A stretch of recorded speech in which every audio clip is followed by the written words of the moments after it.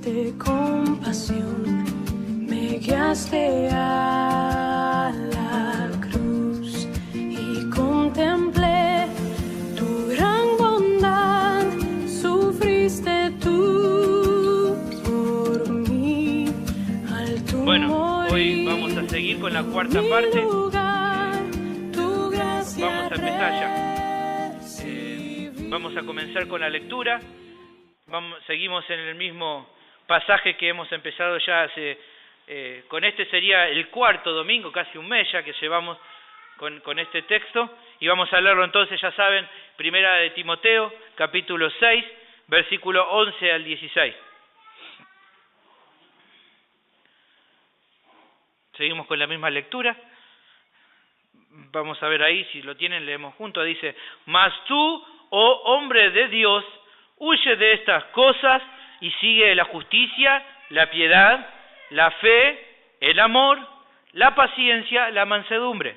Pelea la buena batalla de la fe, echa mano de la vida eterna, a la cual asimismo fuiste llamado, habiendo hecho la buena profesión delante de muchos testigos. Te mando delante de Dios, que da vida a todas las cosas, y de Jesucristo, que dio testimonio de la buena profesión delante de Poncio Pilato, que guardes el mandamiento sin mácula ni reprensión hasta la aparición de nuestro Señor Jesucristo, la cual a su tiempo mostrará el bienaventurado y solo soberano, Rey de reyes y Señor de señores, el único que tiene inmortalidad, que habita en luz inaccesible, a quien ninguno de los hombres ha visto ni puede ver, al cual sea la honra y el imperio sempiterno. Amén. En los primeros 3 sermones de esta serie hemos visto, ¿se acuerdan qué virtudes necesita cada cristiano perseguir? Hemos visto 6 en total. Y de qué cosas debe huir para poder desarrollar eficazmente el desafío que tiene por delante. Hemos estudiado también con detenimiento cada una de ellas.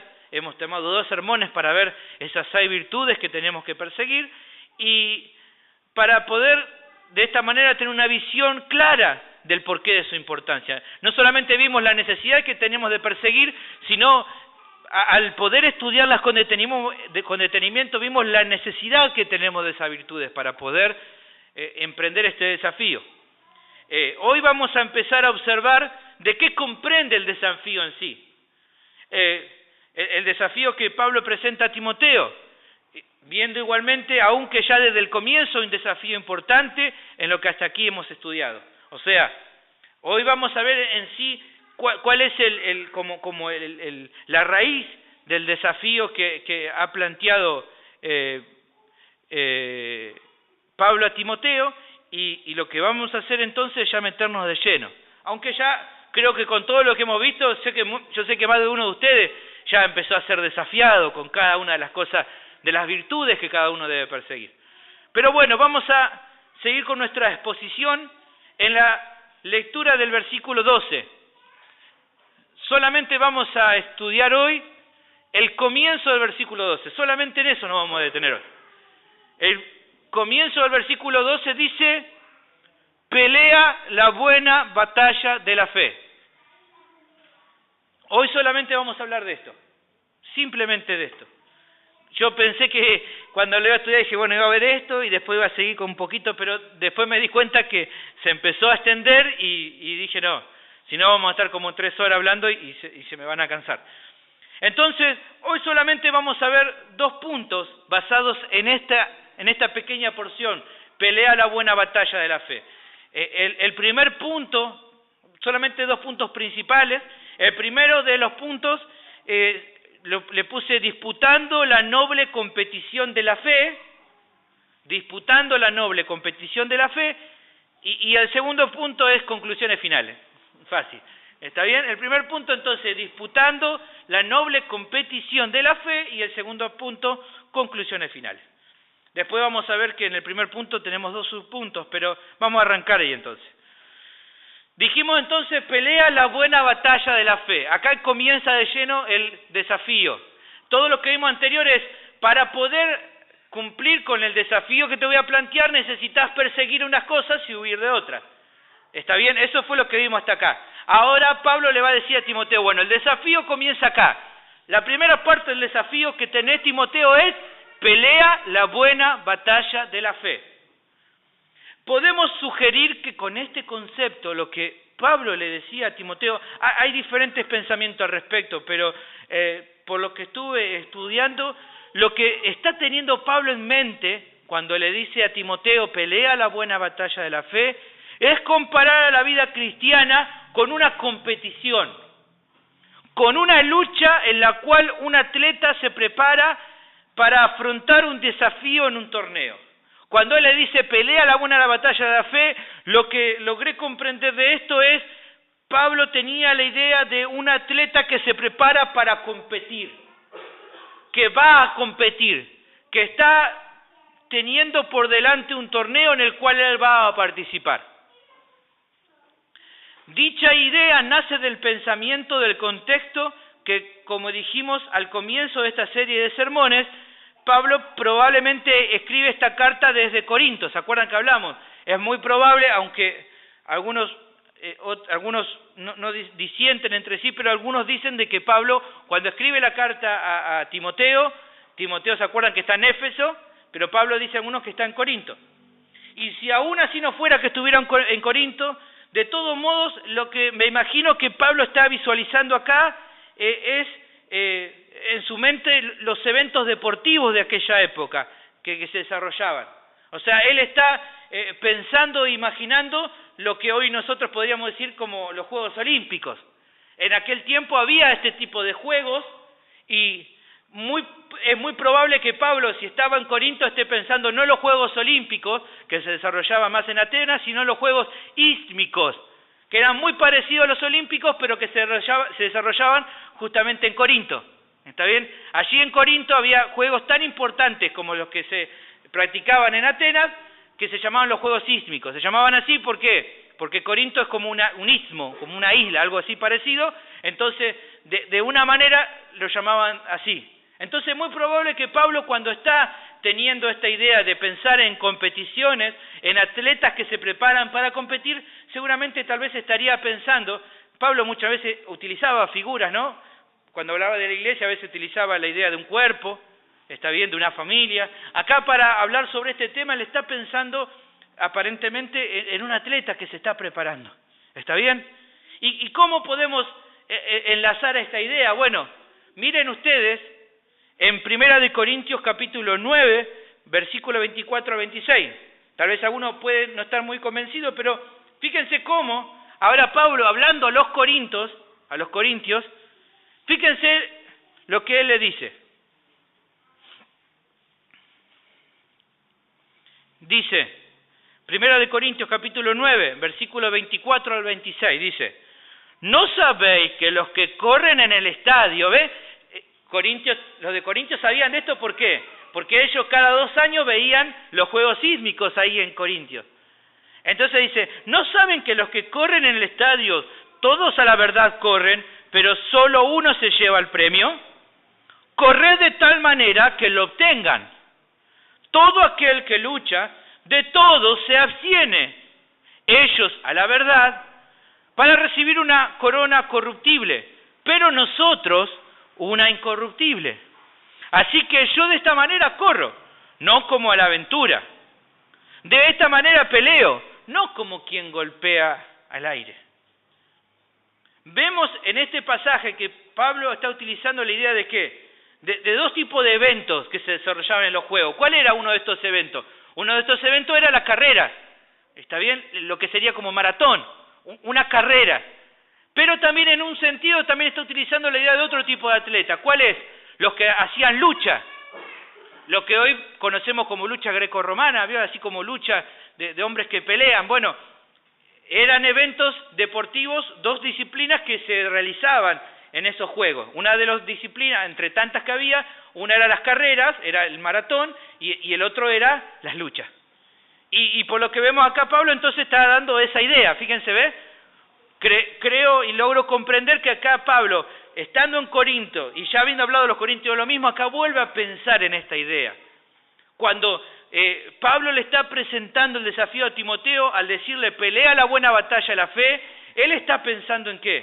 En un atleta que se prepara para competir. Y yo quiero que cada uno de nosotros piense, en nuestra vida cristiana muchas veces no se asemeja a esto. No decimos a veces que nuestra vida cristiana es como una carrera, que todos los días vamos haciendo. Ustedes ven que la maratón a veces dura tiempo, ¿no? Y van, y tienen que caminar y caminar. O no es una lucha. A veces decimos, no, la vida cristiana es como una lucha que cada día tenemos que pelear. ¿No lo comparamos a veces nosotros con ese tipo? Dice, y pensando en esto de un atleta, leía, y le doy gracias a Carlos que me prestó el comentario de Gordon Fee. El comentarista Gordon Fee marca acertadamente 2 requisitos que el atleta deberá tener muy en cuenta para competir. ¿Cuáles son estos 2 requisitos para aquel que va a pelear la buena batalla de la fe? ¿Y cuáles son los 2 requisitos que tiene que tener en claro un atleta? Bueno, los 2 requisitos son el propósito y la disciplina. Esos son los 2 requisitos que tenemos que tener en cuenta. El propósito y la disciplina. Y vamos a analizarla con detalle hoy a estos dos requisitos. ¿Por qué? Porque son en parte los 2 requisitos que tenemos que tener cada cristiano para pelear la buena batalla de la fe. El primero que vamos a ver es el propósito. ¿Qué significa un propósito? El propósito sería el qué o el por qué. O sea, nos habla del motivo, de qué es lo que nos motiva. O sea, la pregunta que nos hacemos con propósito es, ¿por qué peleo o corro? ¿Qué es lo que quiero obtener? Cuando un atleta se va a definir por qué va a correr o por qué va a luchar o por qué se va a preparar para una competencia, define un propósito. ¿Por qué hago lo que hago? Y el cristiano, cuando va a disponerse, como cada uno de nosotros nos disponemos a pelear la buena batalla de la fe, tiene que tener un propósito. Y pensando en el propósito, vino este pensamiento a mi mente y quiero que cada uno de ustedes también lo reflexione. El pensamiento que llegué, a la idea que llegué es que el propósito que tenga en mi vida cristiana determina el tipo de cristiano que quiero ser. Vuelvo a leer. El propósito que tenga en mi vida cristiana determina el tipo de cristiano que quiero ser. ¿Qué quiere decir esto? Yo baso esta afirmación en el ejemplo de justamente hablando de los atletas, de los grandes campeones de la historia del deporte. Ustedes fíjense, compare, no sé, póngale a un hombre, no sé, que se destacó, por ejemplo, en el básquet, Michael Jordan. Dice mucho el mejor de todos los basquetbolistas de la historia. ¿Qué separaba a este hombre con respecto a otros hombres? O a lo que sería hoy en carrera, no sé, Usain Bolt, el hombre más rápido de hoy por hoy del mundo, de toda la historia. ¿Qué separa a este hombre de propósito con respecto al otro? Cuando alguien lo entrevista, ¿qué dice él? Bueno, vos te estás preparando para competir, sí, pero yo me estoy preparando para ganar. Yo me preparo para ser el mejor, dice él. Y yo decía, pero qué persona más soberbia, ¿no? Cuando vos escuchás a otros que compiten junto con él, dice, bueno, yo me estoy preparando para competir, quiero hacer una buena carrera. Él dice, no, yo me preparo para ganar. Yo me preparo con la idea de que quiero ser el mejor, que quiero ser el más rápido. De hecho, cuando vos lo ves correr, este hombre los mira a los otros con una, como diciendo, no pueden alcanzarme jamás, soy más rápido que ustedes. Y cuando lo escuchabas a Jordan, un tipo muy humilde, pero cuando hablaba, yo me preparo cada día para ser el mejor. Y muchas veces no vemos otros deportistas y dicen, bueno, sí, yo me preparo, quiero intentar ver si puedo llegar a la Olimpiada, ¿no? Pero ¿qué diferencia uno de otro? El propósito que uno y otro tiene. Los que se preparan para ser buenos van a actuar de esa manera. El que se prepara para ser el mejor tiene en su mente otro tipo de propósito. Él le dice, yo no vine acá para llegar a una final, yo no vine acá para competir, yo vine para ganar. Yo vine porque quiero ser y demostrar que soy el mejor. Y por lo tanto, ese hombre se prepara para ser el mejor.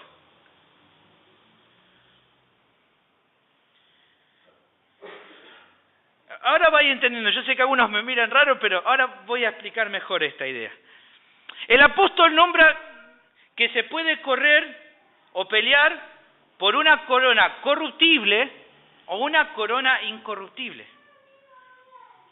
La realidad es que muchos, aún personas dentro de las congregaciones, se centran en coronas corruptibles. O sea, los propósitos que ponen en su vida son propósitos temporarios. Hay personas que se fijan en el propósito de decir, bueno, yo ahora que soy cristiano, el propósito de mi vida es formar una buena familia. Es un propósito bueno, pero ¿es el propósito más importante? Algunos dicen, bueno, el propósito de mi vida es tener un buen ministerio, ser un buen pastor. Es un buen propósito, pero ¿es lo más importante? Algunos dicen, bueno, el propósito de mi vida es conocer una persona, una buena cristiana y casarme con ella y estar bien los dos. Es un buen propósito, pero ¿es el propósito más importante? El propósito que determines en tu vida cristiana va a determinar el tipo de cristiano. Bueno, yo he determinado en mi vida venir a la iglesia, ser un buen cristiano y venir y estar y cantar y por ahí predicar un propósito como el atleta que le digo, bueno, voy a intentar ver si voy a competir y por ahí tal vez logre. Propósitos corruptibles, temporarios. El mundo está lleno de gente que busca este tipo de propósitos. Vos vas a ver personas que dicen, bueno, mi propósito es escalar la cima de tal monte, y una vez que lo escaló, ¿y ahora qué?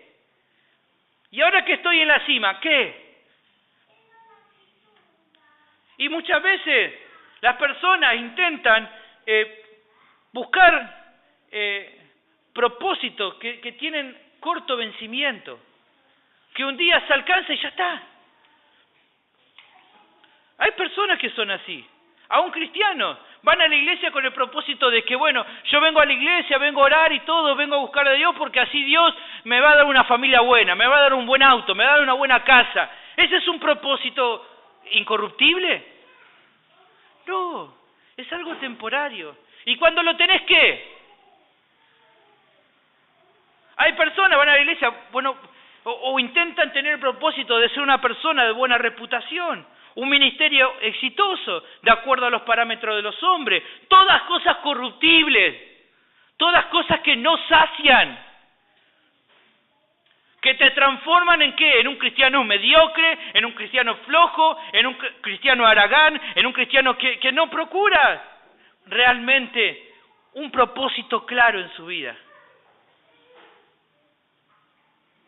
¿Son estos nuestros propósitos en la vida? ¿No te diste cuenta que todo eso es temporario y no te va a satisfacer realmente? Y mucho menos te va a dar una motivación perdurable en la batalla. ¿Y por qué le digo esto? Porque hay muchas personas que van a las iglesias con este propósito. Voy a la iglesia porque quiero que Dios me dé una casa. ¿Y qué pasa? Van con esa motivación y Dios no se la da. ¿Y qué pasa? Se van. ¿Por qué? Porque el propósito que tenían no era lo que correspondía. Entonces, cuando no alcanzaron, ese propósito se vino abajo y su motivación se cayó y ya no quieren hacer nada. Si tu motivación es decir, bueno, quiero tener un buen ministerio, cuando tu ministerio empieza a fallar, cuando Dios te empieza a poner palo en la rueda, entonces tu motivación se cae. Se cae. ¿Por qué? Porque son coronas corruptibles. Como decía un pastor, el ministerio no te va a saciar. No pienses que esa cosa, que ese tipo de cosas te van a llenar completamente. No son esas las motivaciones correctas. Son buenas motivaciones, son buenos propósitos, pero no es el propósito correcto. Corramos, pues, con la motivación de alcanzar la corona incorruptible. Peleemos con el propósito de obtener la corona de justicia, la cual dará el Señor juez justo en aquel día a todos los que aman su venida. Segunda de Timoteo 4:8 dice Pablo. corremos por este tipo de corona. Peleemos y batallemos por las cosas que no perecen. Cristo que decía, hagan tesoro en el cielo. Pablo que decía, si habéis resucitado con Cristo, busquen las cosas de arriba. Que el propósito sea algo de arriba, algo que sea eterno, no cosas simples de este mundo.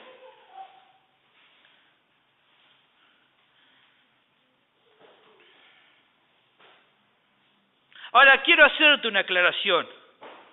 Alguno puede estar pensando, pero Sergio, ¿no es este un sermón, en vez de ser un sermón, una charla motivacional? ¿No está pretendiendo que el ego interno de cada oyente se levante? Bueno, mi respuesta es de ninguna manera. Con este sermón no estoy queriendo hacer una charla motivacional. No soy un director técnico que me paro en un vestuario y estoy queriendo alentarlo para que hoy salgan de acá a matar a alguien o a correr y a comerse la cancha. No, definitivamente no. ¿Por qué? No. Por un lado, porque nunca podemos olvidar y dejar de lado que jamás podremos enorgullecernos en alcanzar la meta que nos proponemos, aun cuando la misma sea correcta. ¿Por qué? Ya que el logro será alcanzado en base al obrar de la bendita gracia de Dios en mi vida. Un versículo que me acuerdo que le leí en las primeras veces que lo conocí a Fede, era 1 Corintios 15:10. ¿Te acordás, Fede, lo que te decía, lo que el apóstol Pablo decía? Soy lo que soy por la gracia de Dios. He trabajado más que todo el resto, pero no he sido yo, sino la gracia de Dios en mí. Entonces, no busco con esta charla motivacionarte y que tu ego se levante. ¿Por qué? Porque si logras alcanzar la meta, nunca te vas a gloriar por eso, porque fue la gracia de Dios que actúa en tu vida. Por lo tanto, no tenemos de qué gloriarnos, hermanos, sino solamente en Cristo Jesús, nuestro Señor. No tengo otra cosa de qué gloriarme, solo en Cristo Jesús. La meta buena, la meta correcta que puedas llegar a alcanzar, solamente te llevará a darle gloria a Dios, porque sabes que fue Él el que produce el querer como el hacer por su buena voluntad. Pero, por otra parte, un propósito correcto es una realidad que cada cristiano maduro tiene realmente en su visión hasta el fin de sus días. Repito, por otra parte, un propósito correcto es una realidad que cada cristiano maduro tiene realmente en su visión hasta el fin de sus días. ¿Qué quiero decir con esto? Miremos a Pablo. En 2 de Timoteo, cuando Pablo escribe, hoy no vamos a entrar a ver la historia de cuándo se escribe la carta de 2 de Timoteo, pero sí ten en cuenta esto. Cuando Pablo está escribiendo la carta de 2 de Timoteo, aparentemente ella está a punto de ser asesinado, lo están por matar ya. Ella sabía que faltaba poco para morir. Fíjense la actitud de Pablo. Miren la realidad de este hombre. Miren cómo él tiene el propósito claro. 2 de Timoteo, capítulo 4, versículos 6 y 7. ¿Qué dice? Porque yo ya estoy para ser sacrificado. Y el tiempo de mi partida está cercano. Ella sabe, cualquier momento me voy a morir. Pero fíjense lo que dice el otro versículo. Mire la realidad del corazón. Mire un hombre que ha caminado su vida cristiana con un propósito claro. Fíjense lo que dice él ahora. Él en ese momento sabe que se ha quedado solo. Sabe que parece que tal vez para muchos ha sido olvidado. Él está ahí solo. Está sabiendo que tal vez no fue una vida que realmente ha sido buena o exitosa según el parámetro de los hombres, pero no importa. Él ha sufrido, este hombre sufrió azotes, lo apedrearon pensando hasta morir. sufrió hambre, sufrió un naufragio. Cualquiera puede decir, ¿qué tipo de éxito puede pensar que tiene este hombre? ¿Cómo puede ser que un hombre que dio su vida por el Evangelio está ahora por ser sacrificado? Cualquiera le diga, pero Pablo, ¿dónde está tu Dios? Cualquiera de los super pastores de esta época, los super apóstoles, diría, pero Pablo no tenía fe. ¿Cómo puede ser? Alguno por ahí le diría, no, lo que pasa es que Pablo no decretó. O capaz que alguien le anuló el decreto y por eso él estaba así. No sé lo que puede haber pensado, pero para muchos esto sería como en contra del éxito. Que Pablo esté encarcelado por el Evangelio. Y él dice, estoy a punto de morir. Pero fíjense el propósito que él tenía en su vida. ¿Qué dice el siguiente versículo? He peleado la buena batalla. He acabado la carrera. He guardado la fe. He peleado la buena batalla. Mi carrera está a punto de culminar. He corrido como un atleta, buscando la corona incorruptible. Y entonces él dice, por lo demás, me está guardada la corona de justicia, la cual me dará el Señor, juez justo, en aquel día. Y no solo a mí, sino también a todos los que aman su venida. ¿Ven? Un hombre que tenía claro cuál era el propósito en su vida. Por eso él no se medía de acuerdo a los parámetros de éxito del mundo. Por eso él no tenía problema con perderlo todo. ¿Por qué? Y porque su propósito estaba más alto. Por lo tanto, sea lo que le pase, no importaba porque su visión estaba en esa corona que él esperaba.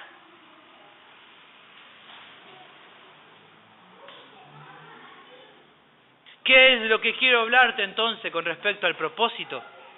¿Por qué entonces le doy tanto énfasis a esta idea del propósito en tu vida? Porque si en tu vida hay una idea de un propósito eterno, nos ayudará a alejarnos de una vida ociosa, sin frutos o desordenada, o sea, sin sentido. Hoy las iglesias cristianas o las iglesias evangélicas están llenas de gente que no tiene sentido. Vos le decís, ¿y qué hace de iglesia? Y no sé. ¿Y para qué vale? Y no sé. ¿Y qué hacen sus líderes? Los llevan a campamentos, a jugar con peloteros, a hacer un montón de cosas divertidas. ¿Por qué? Porque esa gente no tiene propósito para su vida. Y le ponen una mesita de ping-pong, juguemos, hagamos cosas divertidas, porque como no tienen sentido, necesitamos que esta gente se divierta, porque si no, no tienen sentido. Y le preguntaba, bueno, ¿vos qué haces? Yo soy director de alabanza. Ah, qué bueno. ¿Y cuánto orás? ¿Cuánto buscás del Señor? Y más o menos, cada tanto. ¿Cuánto lee la Biblia? No es tan importante, yo estoy dedicado a la música. ¿Ven? Una vida ociosa, sin sentido. ¿Cree que el sentido de su vida es ser un buen cantante o un buen músico? Coronas incorruptibles, cosas temporales.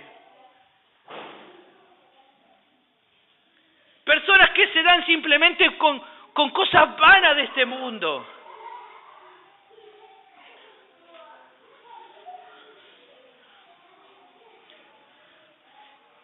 Y Pablo les habla justamente de eso. ¿Qué le dice Pablo?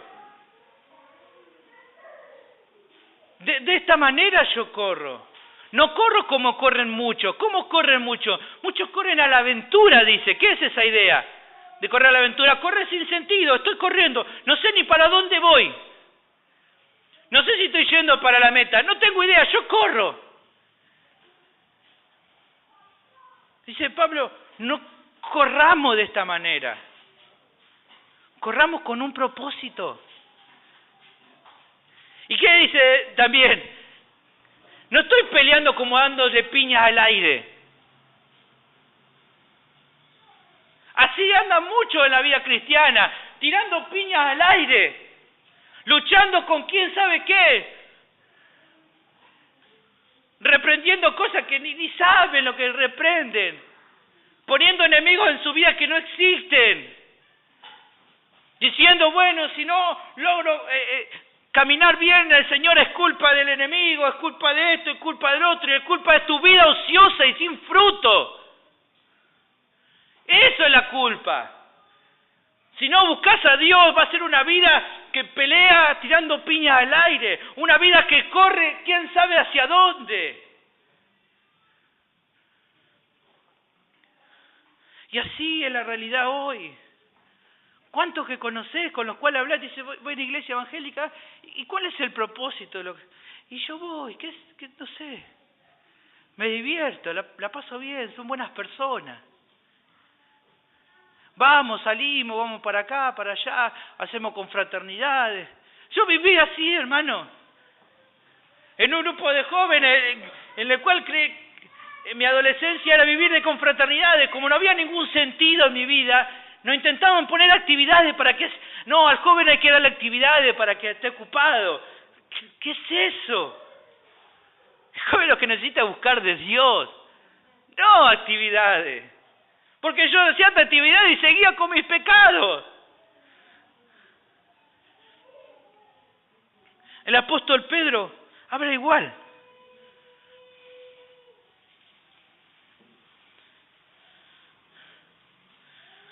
Cuando Pedro empieza a hablar sobre las virtudes que tenemos que buscar, él dice, bueno, añadan a vuestra fe virtud, conocimiento, pero después de nombrar todas esas cosas que tenemos que perseguir, él dice en 2 de Pedro capítulo 1, versículo 8, porque si estas cosas están en vosotros y abundan, no os dejarán estar ociosos ni sin fruto en cuanto al conocimiento de nuestro Señor Jesucristo. Pero el que no tiene estas cosas tiene la vista muy corta, es ciego, habiendo olvidado la purificación de sus antiguos pecados. Por lo cual, hermanos, tanto más procurad hacer firme vuestra vocación y elección, porque haciendo estas cosas no caeréis jamás. Porque de esta manera os será otorgada amplia y generosa entrada en el reino eterno de nuestro Señor y Salvador Jesucristo. Pedro acá está diciendo lo mismo que Pablo. Si leemos estos versículos al revés, encontramos el punto justo. El versículo 11, ¿cuál habla? El propósito. ¿Cuál era el propósito de Pedro? Tener una amplia entrada en los cielos. Recibir esa corona incorruptible que Dios tenía preparado para él. Bajo esa idea, ¿qué hacía? Procuro con diligencia caminar.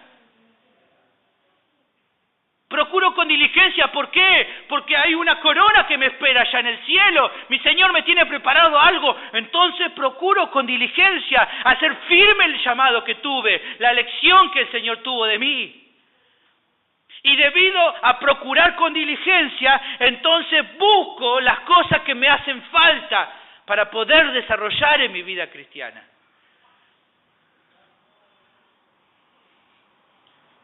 Eso hace la diferencia, hermano, entre cristianos medio pelo y cristianos realmente cristianos.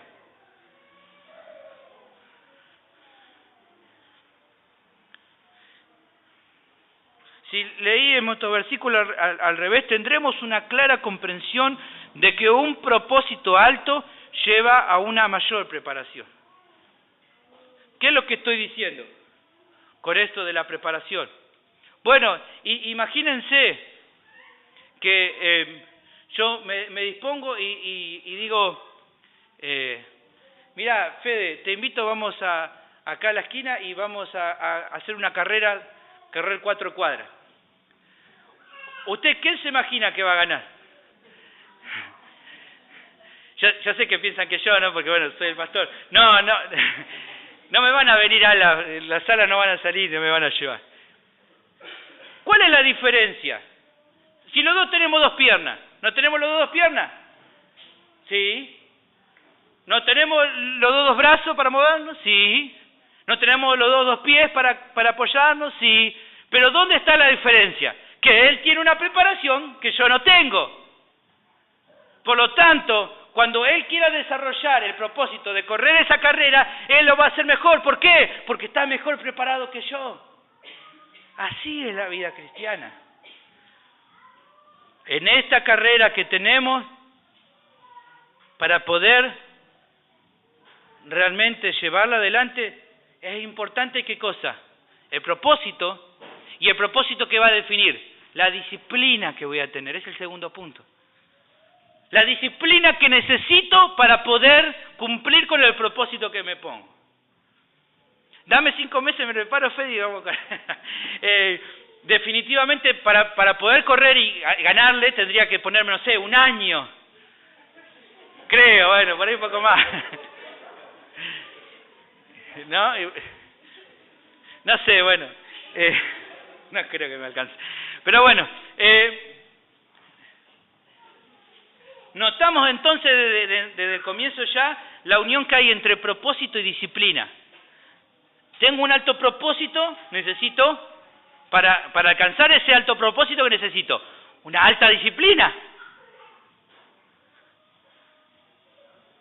La disciplina en nuestra vida cristiana, tal como en el atleta, nos lleva a 2 cosas. Para poder vivir la vida cristiana, en el atleta hay 2 cosas, y me va a corregir acá los que son deportistas, si no hay 2 cosas que necesitan ser disciplinados. ¿En qué necesita ser disciplinado? Bueno, de acuerdo a lo que hemos leído en 1 Corintios, lo primero que tenemos que hacer, ¿qué es abstenernos de todo lo que nos va a perjudicar en la pelea. O sea, lo primero que el atleta va a hacer es, no, esto no puedo comer, no, esto no, estoy en preparación, no, esto no puedo, esto me hace mal, no, esto otro tampoco me sirve. Fíjense cómo dice lo que leímos, ¿vieron? Todo aquel que lucha, de todo se abstiene. Si yo quiero tener una vida disciplinada para cumplir con el propósito, ¿qué tengo que hacer? Me empiezo a abstener. Y así es mi vida cristiana. Este pecado yo me tengo que abstener. Me siento tentado a hacer esto. No, yo me tengo que abstener. ¿Por qué? Porque eso me va a perjudicar en mi lucha. Eso me va a perjudicar en la preparación que tengo para cumplir con el propósito. Me tengo que abstener. Otros por ahí lo pueden hacer. ¿Por qué? Porque el propósito de ellos es algo más simple. Pero mi propósito, que es la corona incorruptible, me lleva a que tenga que abstenerme. Entonces, por un lado, la preparación, la disciplina que tenemos es abstenernos. Los atletas saben que es así, se tienen que abstener a veces de muchas cosas. Se tienen que abstener de quedarse hasta muy tarde sin dormir, tienen que llevar una dieta balanceada, tienen que descansar bien. ¿Por qué? Porque si no, no pueden cumplir con el propósito que tienen. Pero ¿qué más tiene que hacer el atleta para poder desarrollar y tener una buena disciplina? No solamente abstenerse de algunas cosas, sino también despojarse de otras cosas que ya tiene. Cuando los atletas se preparan, por ejemplo, los futbolistas para empezar una temporada, ¿qué hacen? Tienen que hacer una pretemporada. Por lo general ellos arrancan la pretemporada gordito, fin de año, turrones, asado. Entonces, ¿qué tienen que hacer? Tienen que no solamente abstenerse del turrón, del asado, de la sidra, sino también ahora despojarse de todo el peso que tienen de más. No solamente abstenerse, sino también despojarse. Despojarse. ¿Qué dice? Hebreos, capítulo 12. Por tanto, nosotros también, teniendo en derredor nuestra grande nube de testigos, despojémonos de todo peso y del pecado que nos asedia, y corramos con paciencia la carrera que tenemos por delante. ¿Ves? No solamente me abstengo, sino que en mi vida el orgullo, en mi vida el pecado que haya, malas palabras, malos pensamientos, cosas que están en mi vida, tengo que despojarme para poder correr con paciencia una maratón. ¿Ven? Es una maratón. La maratón en la maratón no gana el más rápido, sino el más perseverante. El que sigue, y sigue, y sigue, y sigue. Y para poder seguir, ¿qué tiene que hacer ese atleta? Se tiene que despojar del peso. No puede correr con un suéter, con un pantalón, tiene que estar bastante ágil en su ropa. ¿Por qué? Porque necesita estar liviano para poder correr esa carrera, para poder luchar. Acuérdense el ejemplo de David. Él va a pelear con ese gigante y ¿qué le dice? Ponete esta ropa, le dice. Y él le dice, no puedo llevarlo, no me sirve para la batalla, tengo que ser ligero, tengo que ser veloz, necesito sacarme. Así también el cristiano tiene que despojarse del pecado, si no, no puede. Para poder correr la carrera necesita abstenerse y despojarse.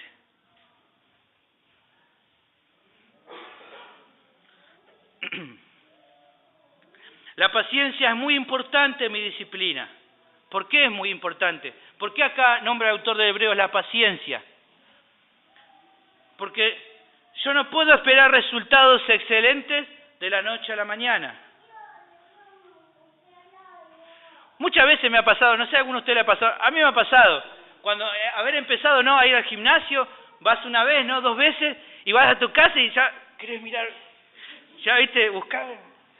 Fui una vez, 2 veces, pero uno ya empieza a buscar a ver si, ya estoy regroso, decir, no, somos re ingenuos porque decir, eso no se logra de la noche a la mañana, no se va a lograr bajar esta panza de la noche a la mañana, es un proceso, lleva tiempo,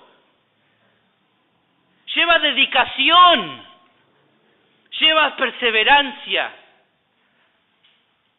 Y pensar que en mi vida cristiana los resultados excelentes se consiguen de la noche a la mañana es un error.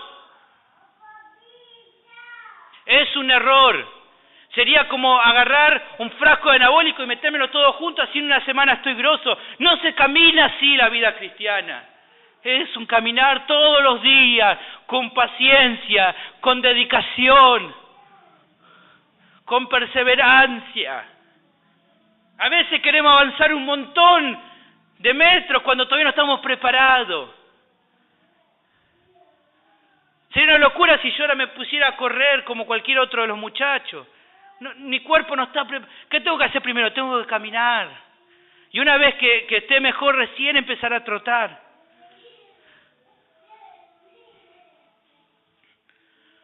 O sea, que para un atleta de alta competición, no existen los atajos en su preparación, ya que esos atajos son por lo general ilegítimos. Hay muchos atletas que toman atajos. Pero ¿qué pasa con esos atajos? No son legítimos. Se toman cosas para desarrollar más rápido como atleta. Ingieren sustancias que los ayudan a preparar su metabolismo mucho más rápido que otros que lo hacen con más tiempo.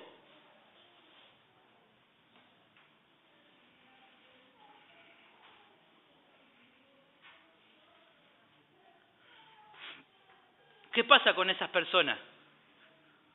Cuando practican algún tipo de disciplina y son descubiertos que tomaron sustancias. La medalla que ganaron, ¿qué hacen? Se la sacan. ¿Por qué? Porque han sacado ventaja con respecto a los otros. No corrieron legítimamente. Entonces, ¿qué hacen? Le sacan la medalla. No importa que ganó y supuestamente fue más rápido. Él cometió un delito, él cometió una infracción. Él quiso tomar un atajo y ese atajo fue ilegítimo.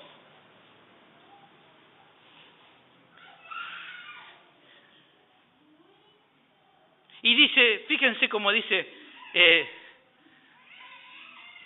Pablo sigue pensando, ¿no?, en los atletas, dice 2 Timoteo capítulo 2, versículo 5 y versículo 6.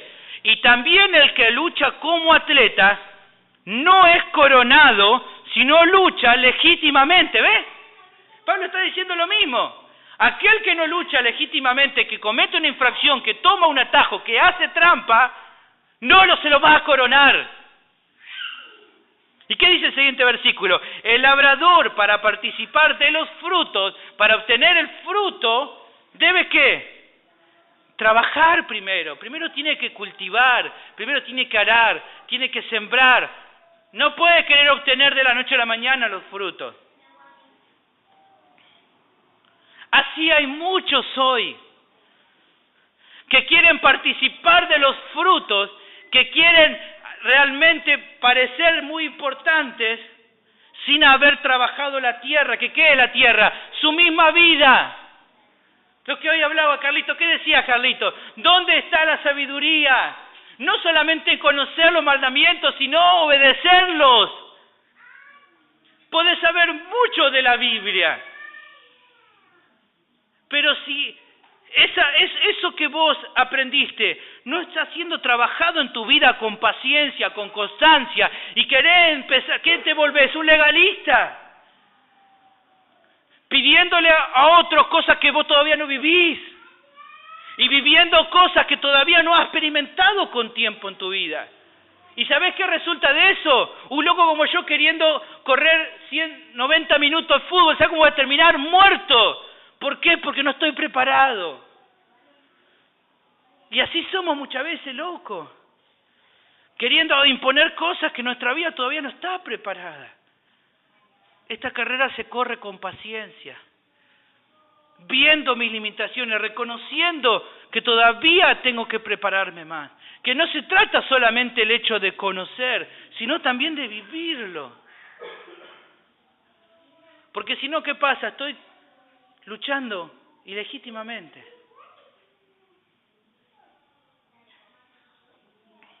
Necesito desarrollarme primero. Cada logro, de a poquito. Cada paso, firme.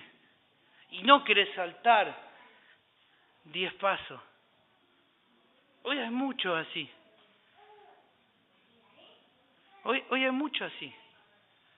Ya aprendieron un montón de la Biblia, ahora hablan, jugan a todo, cosas. ¿Por qué? Porque piensan de que ahora ya están listos. Y no. Quieren comer de los frutos que no han trabajado todavía en su vida. ¿Ven qué peligroso que es? ¿Ven lo riesgoso que es?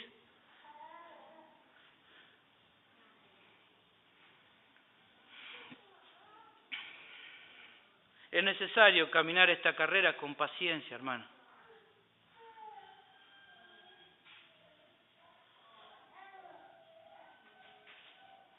Lo que pasa es que, ¿por qué la corremos con paciencia? Porque la meta no va a ser alcanzada en esta tierra.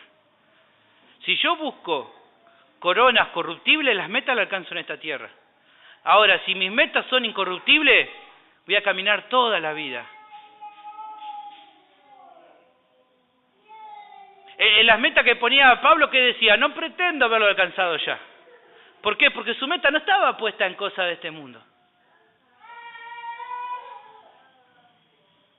Por último, podemos notar que la disciplina que desarrollamos, al tener un propósito alto, hace que cualquier otra motivación, que cualquier otro propósito terrenal o inferior, sea para nuestras vidas algo secundario. Vuelvo a repetir. Podemos notar que la disciplina que desarrollamos, al tener un propósito alto, hace que cualquier otra motivación terrenal o inferior sea para nuestras vidas algo secundario. Fíjense, Pablo lo que dice en Filipenses, capítulo 3, versículo 4 al 8. Un versículo que lo conocemos todos.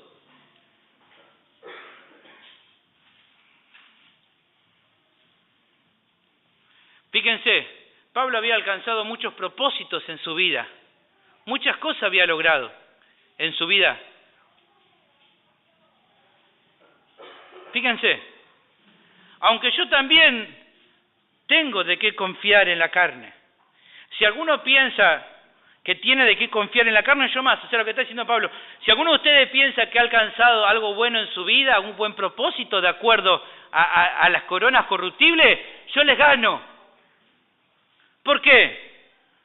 Fui circuncidado el 8º día, del linaje de Israel, de la tribu de Benjamín, hebreo de hebreos, en cuanto a la ley, fariseo, en cuanto a celo, perseguidor de la iglesia, en cuanto a la justicia que es en la ley, irreprensible. O sea, he alcanzado, según la reputación de la sociedad, un alto estatus.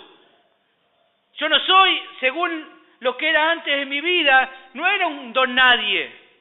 Yo era Pablo, el perseguidor de los seguidores de Jesús. Yo era alguien que en la calle la gente me reconocía. Yo era alguien que tal vez en la calle la gente me pedía autógrafo. Era muy famoso, se querían sacar selfie conmigo porque yo era muy famoso. La gente me quería. Era irreprensible, según la ley. Era el mejor. Pero fíjense lo que dice Pablo. Pero cuantas cosas eran para mi ganancia, las he estimado como pérdida por amor de Cristo. ¿Qué importa todo eso que puedo obtener? Son como pérdida.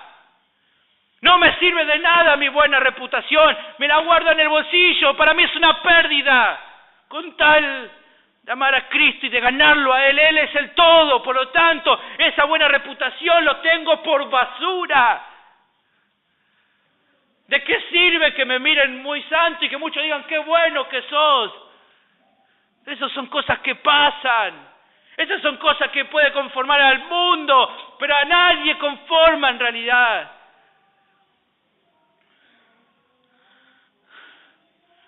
En este pasaje vemos que no solamente las cosas del pasado del apóstol las estima como pérdida. Nosotros siempre decimos, bueno, Pablo toda su vida anterior la estimaba como pérdida. Todos los logros que él había conseguido en la vida, en el tiempo en la tierra, él la estimaba como pérdida.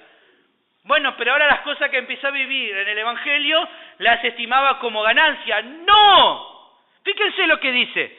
Pero cuantas cosas eran para mi ganancia, las he estimado como pérdida por amor de Cristo. Pasado. Pero fíjense, y ciertamente aún estimo, o sea, hoy tengo la misma perspectiva de las cosas como la tenía con respecto a las que viví antes.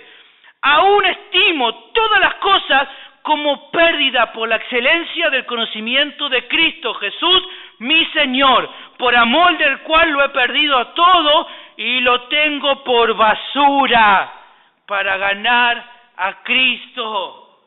¿Qué está diciendo él con esto? No solamente las cosas que antes alcancé, el fariseo perseguidor, las tomé como basura, sino que el propósito de mi vida hoy, el que me reconozcan el apóstol de los gentiles, el que recibió la revelación del Señor, todo eso es como nada también para mí.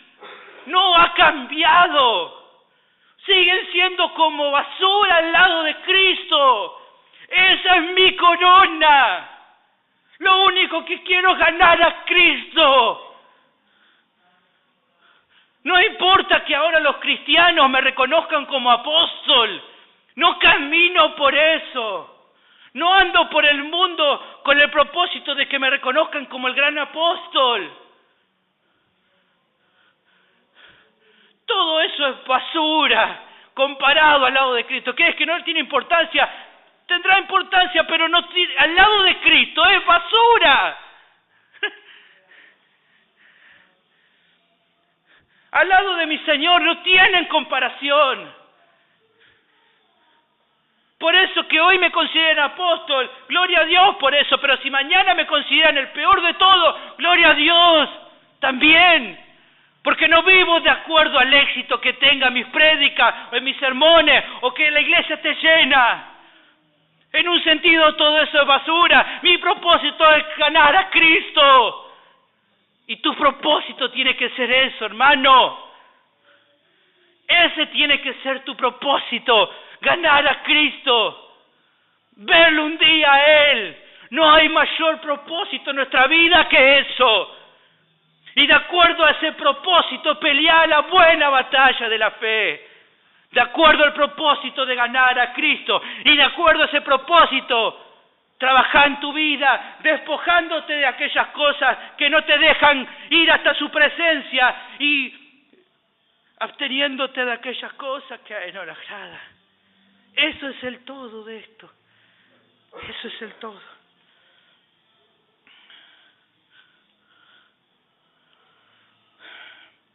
Conclusiones finales. En el próximo sermón vamos a seguir excavando en este versículo 12. Hoy solamente, como les dije, vimos un pedacito. Podemos decir en conclusión al sermón de hoy, podemos afirmar que para poder aplicar en nuestra vida cristiana el desafío de pelear la buena batalla de la fe, que comprende la totalidad de mi pelea y de mi carrera como hijo de Dios, debemos considerar diariamente cuál es el propósito que me motiva para de esta manera ser fiel en la disciplina que necesito para poder cumplir con ese propósito. Y para terminar,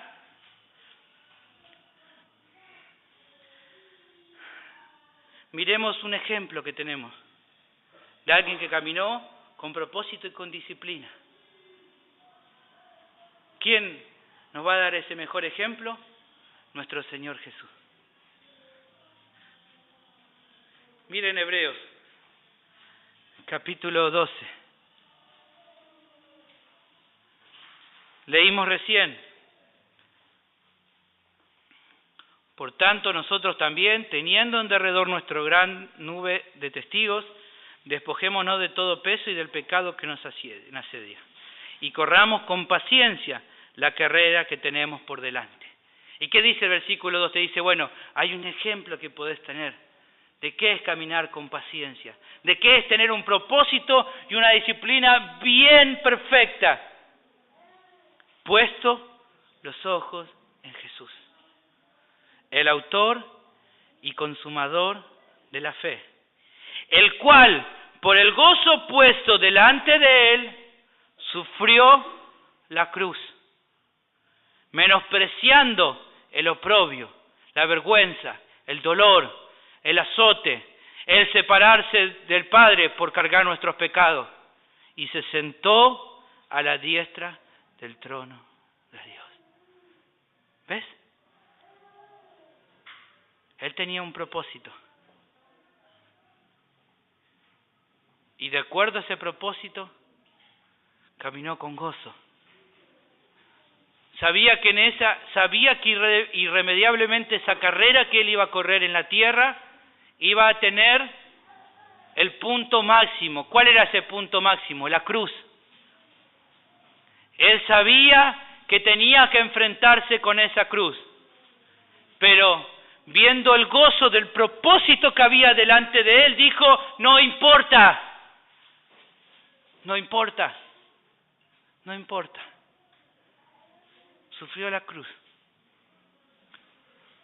Y hoy está sentado a la diestra del Padre.